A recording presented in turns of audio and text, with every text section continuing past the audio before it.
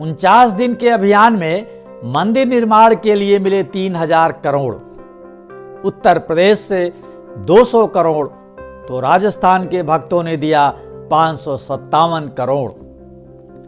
दक्षिण और उत्तर पूर्व के श्रद्धालु भी दान देने में पीछे नहीं। जल्द ही विदेशी भक्त भी मंदिर निर्माण में कर सकेंगे सहयोग। अयोध्या में भगवान श्री राम का भव्य मंदिर बन रहा है।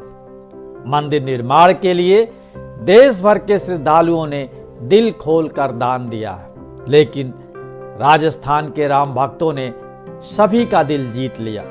निधि समर्पण अभियान में राजस्थानियों ने सर्वाधिक 557 करोड़ रुपए रामलला को अर्पित किए।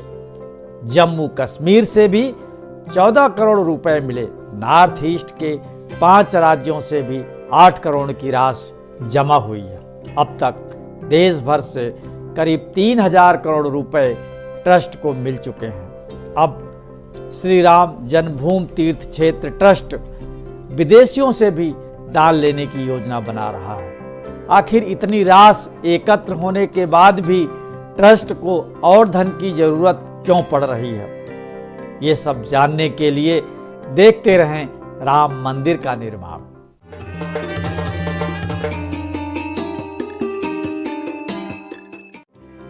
चार लाख गांव, 9 लाख कार्यकर्ता। मंदिर निर्माण के लिए राम जन्मभूमि तीर्थ क्षेत्र ट्रस्ट ने देश भर में 49 दिन का निधि समर्पण अभियान चलाया। इसकी शुरुआत 15 जनवरी को मकर संक्रांति पर्व से हुई और समापन बसंत पंचमी 27 फरवरी को हुआ।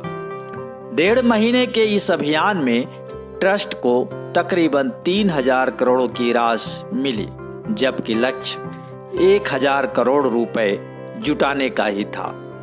निधि समर्पण अभियान देश के 4 लाख गांव के साथ शहरी क्षेत्रों में चलाया गया। इसमें 9 लाख कार्यकर्ता जुटे। 1,75,000 टोलियां बनाई गई थीं जो घर घर पहुंची। 38,125 कार्यकर्ता हर रोज अलग अलग बैंकों में निधि जमा करने के काम में लगे थे। इस तरह देश की कुल आबादी में से 10% लोगों तक ट्रस्ट की पहुंच हो पाई। राजस्थान अव्वल, दक्षिण भारत के भक्त भी पीछे नहीं।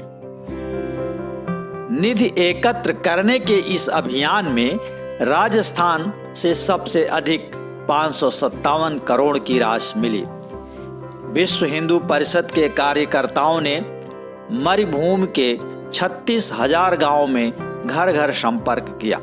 उधर दक्षिण भारत के राज्यों के भक्तों ने भी दान देने के मामले में अपनी अलग छाप छोड़ी। तमिलनाडु से 85 करोड़ रुपए आए, जबकि केरल के भक्तों ने 13 करोड़ रुपए का योगदान दिया। उत्तर पूर्व के 5 राज्यों से कुल 8 करोड़ का सहयोग मिला। इनमें अरुणाचल प्रदेश से 4.5 करोड़, मणिपुर से 2 करोड़ और मिजोरम से 21 लाख रुपए मिले। नागालैंड से 28 लाख और मेघालय से 25 लाख रुपए ट्रस्ट के खाते में आए। कश्मीरी भक्तों ने भी 14 करोड़ समर्पित किए, जबकि आबादी के हिसाब से सबसे बड़े राज्य उत्तर प्रदेश से 200 करोड़ रुपए का ही दान मिला। श्री राम के नाम पर दिल खोलकर दान देने वालों की देश में कोई कमी नहीं है, लेकिन कुछ लोग ऐसे भी हैं जो भगवान को भी धोखा देने से बाज नहीं आए। ट्रस्ट के पदाधिकारियों का कहना है कि बड़ी संख्या में ऐसे चेक भी मिले हैं जो बैंक से बाउंस हो रहे हैं। ट्रस्ट ऐसे बाउंस चेकों के दोबारा एकत्र करने के काम में लगा हुआ है। अब तक लगभग 2000 चेक खाते में कम बैलेंस के कारण बाउंस हो चुके हैं।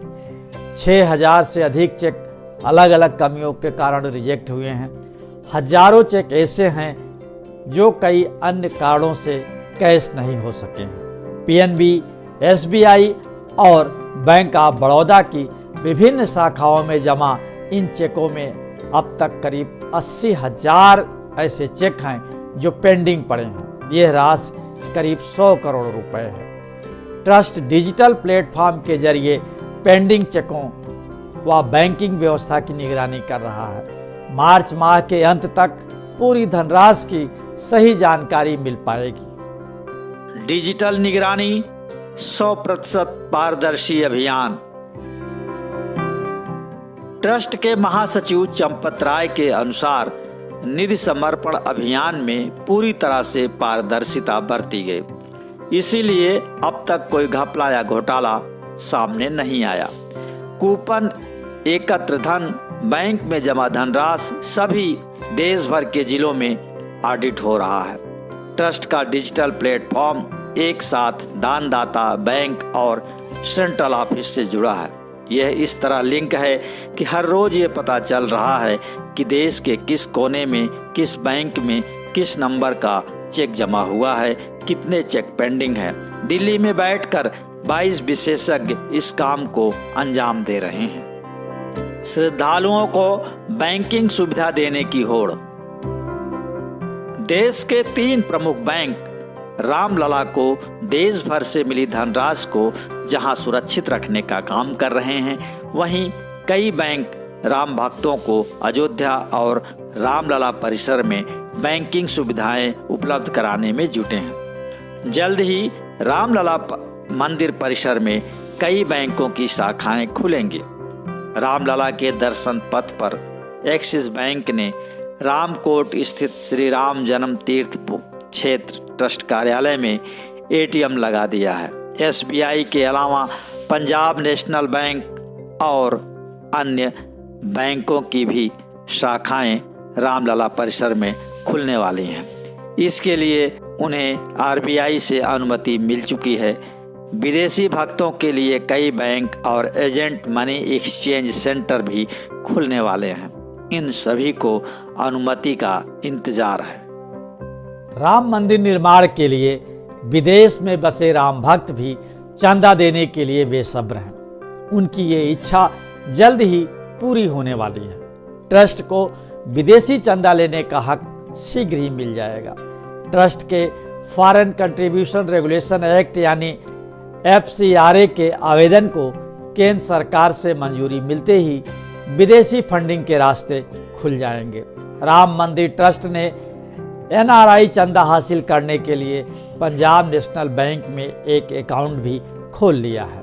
हालांकि ऐसे नागरिक जो विदेशों में रह रहे हैं लेकिन उनके पास भारतीय नागरिकता है, वे राम मंदिर के लिए भारत आकर दान कर सकते हैं। प्रवासी भारतीयों के सहयोग या चंदे को विदेशी चंदा या सहयोग नहीं माना जाता है और इस तरह का दान FCRA के तहत नहीं आता, लेकिन ये सहयोग या नाराई के अपने निजी बचत से होनी चाहिए। जल्द ही ट्रस्ट दूसरे चरण का समर्पण निधि अभियान शुरू करेगा। मंदिर निर्माण के लिए और धनराशि की पूर्ति इससे हो जाएगी। अपार राशि से होगा भव्य राम मंदिर का निर्माण। तो जुड़े रहिए राम मंदिर निर्माण के इस शो से, और ये शो आपको पसंद आया तो कीजिए लाइक और शेयर, और हाँ, कमेंट बॉक्स में अपनी राय लिखना न भूलें।